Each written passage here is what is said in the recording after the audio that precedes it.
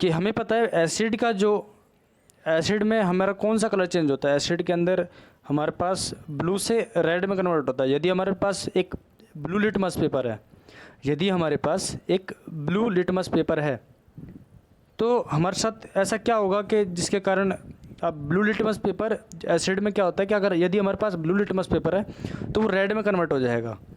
दो प्रकार के लिटमस पेपर होते हैं हमारे पास, एक ब्लू लिटमस पेपर और एक रेड लिटमस पेपर। तो यदि हमारे पास रेड लिटमस पेपर है तो रेड में कन्वर्ट हो जाएगा, blue litmus paper red litmus paper में कन्वर्ट होगा इन केस ऑफ एसिड।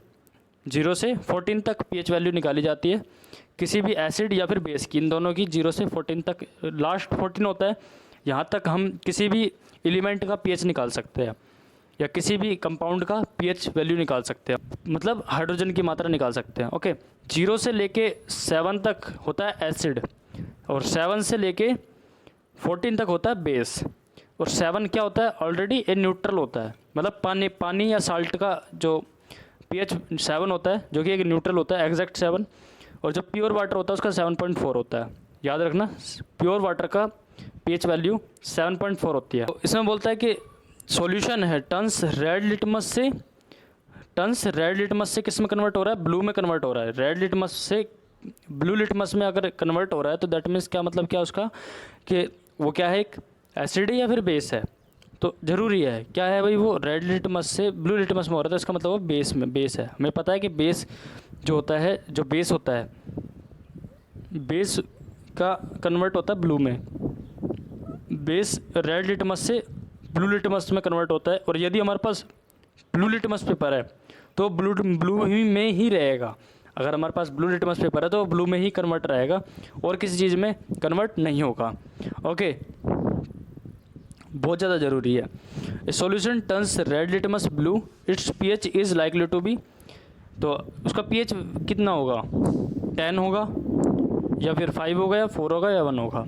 तो हमेशा याद रखना कि इसमें बात कर रहे हैं बेस के बारे में बात की जा रही है। याद रखना इसके अंदर बेस के बारे में बात की जा रही है, इसके अंदर बेस के बारे में बात की जा रही है, दैट मीन्स 10 इसका आंसर होगा।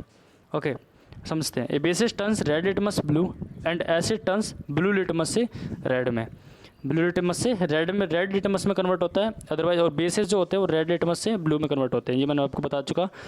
Okay, basic solution has a pH value more than 7 since the solution turns red litmus to blue, it's pH is likely to be 10। Okay, egg cell को दूधिया टाइप बना देगा, मतलब उसको मिल्की टाइप दूधिया type बना देगा, कलर का सफ़ेदी होती है उसका तरीके का बना देगा। और उस सॉल्यूशन का फिर नाम क्या है, तो उसका नाम है HCl, hydrochloric acid. A solution reacts with crushed egg cells to give a gas that turns lime water milky. The solution contains, पर कि जो 10 ml है सॉल्यूशन किसका, NaOH का, वो भी पूरी तरीके से न्यूट्रलाइज हो जाएगा किसमें, 8 ml के सॉल्यूशन एसिड के अंदर। ये बेस है, ये एसिड है। HCl हाइड्रोक्लोरिक एसिड होता है, NaOH सोडियम हाइड्रोक्साइड होता है, बेस होता है। हमने सेम ही सॉल्यूशन लिया 20 ml का, 10 millilitre of solution of NaOH sodium hydroxide is found to be completely neutralized by 8 ml of a given solution of HCl. If we take 20 ml of the same solution of NaOH or the amount of HCl solution, the same solution as before required to neutralize it will be acid, साथ में base, ये दोनों मिलते हैं तो क्या बनता है, वाटर बनता है और साल्ट बनता है, salt and water. Okay, salt and water, it can be converted into salt and water if the acid and bases are can be react with each other। देखो यहाँ पर डिफरेंस कितने का है, 10 ml, यहाँ 10 ml था और यहाँ पर 8 ml, मतलब 2 का डिफरेंस था। तो अगर हमने 20 का बना दिया तो क्या हो गया, डबल हो गया, 2 का 4 हो गया। 20 ml में से हमने कितना -16 कर दिया, तो ये समझ में आ गया आपको, मतलब 4 का डिफरेंस होगा ना, सिंपल था ये। तो इसका होगा 16 ml of HCl solution will be required, 16 होगा इसका। Okay, one of the following types of medicine is used for treating indigestion. Indigestion क्या होता है, पेट में दर्द होता है, जो खाना पचता नहीं है हमारे, वो इंडाइजेशन पेट में दर्द होता है ना, गैस बनने स्टार्ट हो जाती है, तो उस टाइम पर हम क्या लेते हैं, इनो लेते हैं। अब इनो क्या होता है, एक एंटासिड होता है, मतलब एक तरह का हम कहें तो मैग्नीशियम हाइड्रोक्साइड होता है, MgOH होता है। और MgOH का तीसरा नाम क्या होता है? Milk of magnesia. क्या होता है? Milk of magnesia.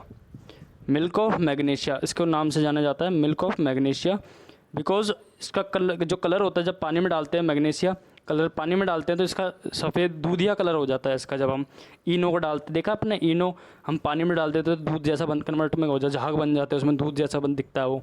और वही चीज़ होती है मैग्नीशियम हाइड्रोक्साइड होती है वो, जिसको हम मिल्क ऑफ मैग्नीशिया के नाम से जानते हैं। अदरवाइज़ अगर मेडिसिन के बारे में बात करें हम इसके अंदर, तो उस मेडिसिन का नाम क्या होगा? एंटासिड होगा। ओके, क्या होगा? एंटासिड। अगर जो रिएक्शन हो रही है उनमें वर्ड इक्वेशन दे रखी है, उसको बैलेंस करना है आपको रिएक्शंस के बेस पे। ओके, तो पहले समझना dilute sulphuric acid. Dilute sulphuric acid that means पानी की मात्रा ज़्यादा, डाइल्यूट मतलब, तो हम नॉर्मली डाइल्यूट सल्फ्यूरिक एसिड को ही सल्फ्यूरिक एसिड ही लिखेंगे। वो जिंक ग्रेन्यूल्स के साथ कर रहे हैं।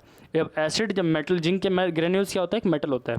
जब एसिड सल्फ्यूरिक एसिड और जब मेटल, ये जब मेटल और क्या मिलता है?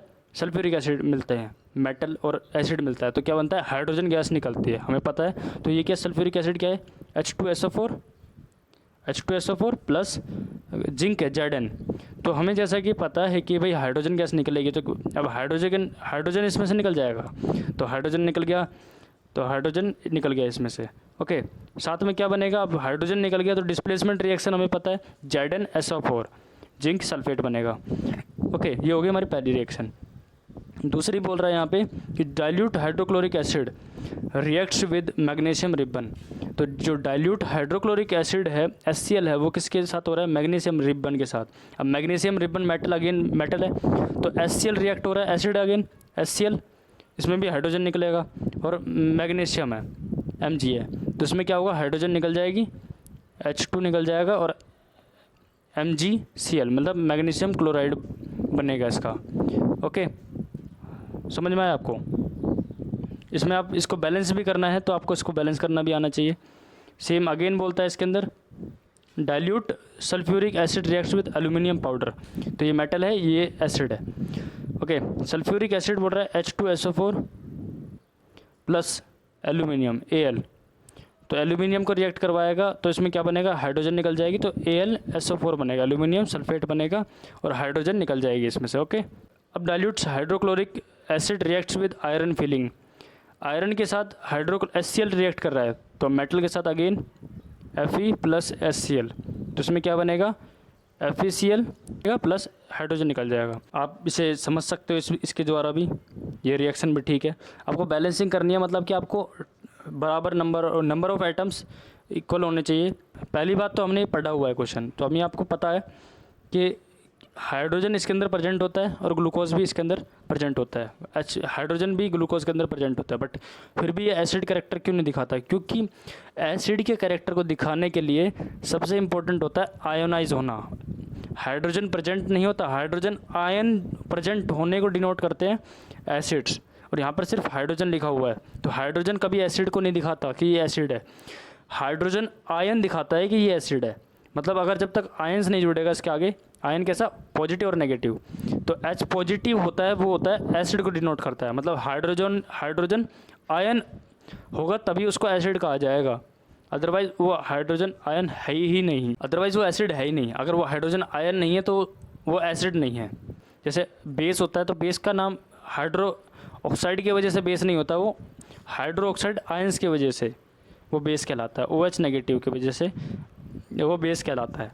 आंसर में बता रखा है आपको कि अगर हमारे पास 100 ml का बीकर है, उसके अंदर यदि हमने 6 वोल्ट का 100 ml का बीकर है, उसके अंदर हमने क्या क्या डाला? आयरन की नेल डाली, उसमें HCl डाला, HCl भी डाला, और उसमें वो आयरन की नेल भी डाली है दोनों तरफ टर्मिनल्स पे, जो बैटरी के 6 वोल्ट की बैटरी है उसके अंदर। तो अगर हम इसमें करंट पास करवाएंगे, तो यदि उसमें करंट बल्ब चस गया तो समझ लो HCl एसिड है, और अगर बल्ब नहीं समझा तो समझ लो वो क्या है? ग्लूकोज है। मतलब करंट पास सिर्फ किसके अंदर करेगा? एसिड के अंदर, क्योंकि उसमें H पॉजिटिव आयंस होते हैं, और ग्लूकोज और अल्कोहल के अंदर क्यों नहीं करेगा? क्योंकि उसमें आयंस नहीं प्रेजेंट होते। ओके, समझते हैं। 2 nails are fitted on a cork and are kept in 100 ml beaker. The nails are, जो नेल्स क्या है यहाँ पर? कील जो होती है। ओके, कील के बारे में बता रहा है, आयरन नेल कील के बारे में बता रहा है, जो कील होते हैं जो ठोकते हैं हम। है ना, connected to the two terminals of a 6 volt battery through a bulb and a switch. Some dilute HCl is poured in the beaker and the current is switched on. The same current is performed glucose solution and alcohol solution. Observation क्या देखने को मिला? Observation, it will be observed that the bulb glows in the HCl solution and does not glow in the glucose solution. इस side तो 6 volt battery है जो कि चस रही है, ग्लो कर रही है, इधर स्विच है, ये बीकर है, इसमें 100 ml का बीकर है और ये डाइल्यूट HCl है और रबर कॉर्क और ये नी। तो डायग्राम इंपॉर्टेंट है, इसमें ये ग्लो कर रहा है क्योंकि आयंस है, H पॉजिटिव आयंस की वजह से ये ग्लो कर, ये दिखा रहा है कि भाई ये चस रहा है। ये एक बीकर के अंदर जो एसिड के अंदर क्यों चस रहा है? क्योंकि इसमें H पॉजिटिव आयंस प्रेजेंट है ना भाई। हमें पता है कि भाई HCl आयंस क्या करंट को पास करवाते हैं, आयंस होते हैं वो रेस्पॉन्सिबल होते हैं करंट को पास करवाने के लिए, करंट को अपने अंदर से फ्लो करवाने के लिए रिस्पॉन्सिबल होते हैं आयंस। तो HCl dissociates into H positive and Cl negative ions. These ions conduct electricity in the solution. Conclusion क्या निकलता है इससे कि भाई हमें क्या सीखने को मिला इस पूरे इतने डिटेल से? इससे सीखने को ये मिला कि H पॉजिटिव आयंस पास करवाते हैं इलेक्ट्रिसिटी को और H पॉजिटिव आयंस एसिड होते हैं। जितने भी एसिड्स होते हैं उन सभी में हाइड्रोजन होता है, लेकिन ऐसा नहीं होता जिनके अंदर जिन कंपाउंड्स के अंदर हाइड्रोजन प्रेजेंट होता है वो एसिड्स नहीं होते हैं। That all acids contain hydrogen but not all compounds containing hydrogen are acids. कि इस एक्टिविटी से हमें समझ में आया कि भाई जितने भी एसिड्स होते हैं वो सब में ऑल एसिड्स कंटेन हाइड्रोजन, सभी एसिड के अंदर हाइड्रोजन प्रेजेंट होता है, लेकिन सभी कंपाउंड हो जो but not all compounds contain hydrogen are acids. That is why though alcohols and glucose contain hydrogen they are not categorized as acids। क्या कारण है? जो डिस्टिल वाटर होता है जो हमारे जो लैब में मिलता है, लेबोरेटरी में मिलता है, या फिर हम देखोगे कंपाउंड की दुकानों में मिलता है, जहाँ पर दवाई मेडिसिन मिलती है, दवाई मेडिकल की दुकानों पर मिलता है डिस्टिल्ड वाटर, वो इलेक्ट्रिसिटी कंडक्ट नहीं करता। जो डिस्टिल्ड वाटर होता है वो इलेक्ट्रिसिटी कंडक्ट बिल्कुल भी नहीं करता, याद रखना। जबकि रेन वाटर जो होता है वो उसके अंदर इलेक्ट्रिसिटी पास होती है क्योंकि भाई आयंस की वजह से। क्यों? क्योंकि उसके अंदर मिनरल्स आयंस प्रेजेंट होते हैं और डिस्टिल्ड वाटर में कोई आयंस और कोई मिनरल्स प्रेजेंट नहीं होते, इस वजह से उसके अंदर इलेक्ट्रिसिटी भी पास नहीं होती है।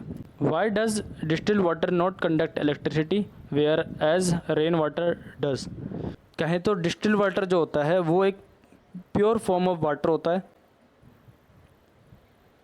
Why distilled water not conduct electricity? Distilled water पूरी तरीके से, डिस्टिल्ड वाटर प्योर पानी को कहते हैं, बिल्कुल साफ़ पानी, बिल्कुल प्योर, जो बिल्कुल प्योर वाटर है जिसके अंदर ना ही तो कोई मिनरल है ना ही कुछ है, प्योर वाटर है बिल्कुल।